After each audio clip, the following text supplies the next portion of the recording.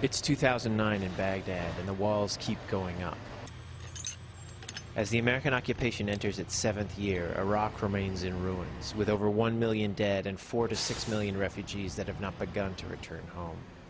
Baghdad, a cosmopolitan center for thousands of years, has become a city of walled ghettos. What passes for peace in Iraq today is an exhausted truce and a terrible sectarian conflict. But how did the occupation turn into this? And what went wrong? April 2003, the new Iraq. Contrary to their predictions, the Americans were not welcomed as liberators. It was a disaster. The American troops out there were acting kind of like robo-cops because they didn't know who the enemy was. In spite of their religious differences, Sunnis and Shiites quickly united in a nationalist insurgency. By April 2004, 1 year after the fall of Baghdad, the U.S. faced simultaneous uprisings by Sunnis in Fallujah and Shiites in Najaf. There was a feeling that we couldn't win that war. I had Marines say to me on patrol, "Hey, sir, don't you think they're really the nationalists and we're the invaders?" June 2004. The U.S. military retreated in both Fallujah and Najaf, and the occupation quickly changed its course.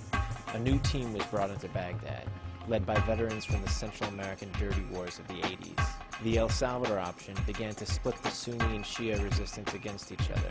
Quickly organized elections were structured to bring the most sectarian Shiite Islamist parties to power, and their militias were incorporated into the Iraqi military and police. I rejected the incorporation of militias into the institutions.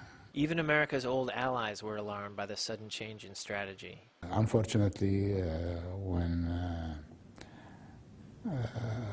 the Islamists took over, the militias were merged with the institutions. And this continues until now, to the extent that really, especially as far as the police is concerned, nobody can trust 100%.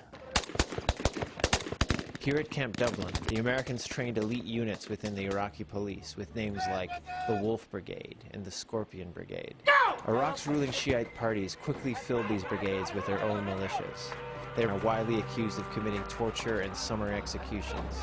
Many consider them to be Shiite death squads, bent on purging the Sunnis from Baghdad. The Salvador option basically depended on creating a local indigenous security force that would fight the insurgency. Peter Moss wrote the first expose on the El Salvador option. He witnessed and documented numerous human rights violations. The commandos were a very powerful weapon that were then used for extremely violent sectarian ends. Another kidnapped, Anwar Yusuf.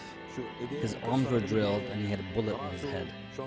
Abu Wassam keeps a record of hundreds of dead from his neighborhood that he claims were victims of U.S.-backed militias. He believes the Americans intentionally created a civil war to split the insurgency.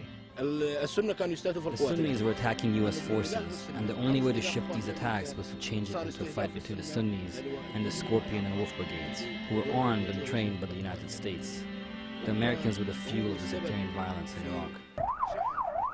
In the U.S., this violence was presented as part of a centuries-old sectarian conflict, and the American military was seen as a peacekeeper between the two sides. It's not true at all. This all started as one of the grave mistakes that the American administration committed in Iraq. 2007, the awakening. Sunni and Shiite insurgents had turned their weapons on each other, but the Sunni resistance continued to grow, and American strategy changed once again. The U.S. began to look for Sunni militia allies, and many Sunni insurgents, outnumbered and locked in a bitter sectarian fight, began to sign up.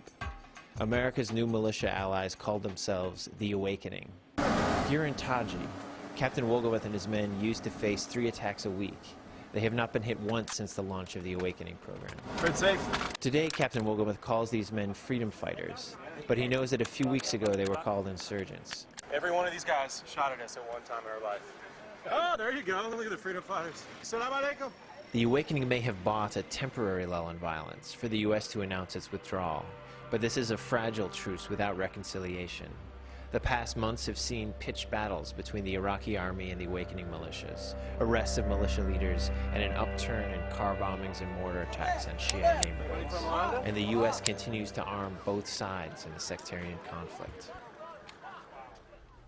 Cy Hirsch, You are one of the early people who wrote about the ideas of death squads being used.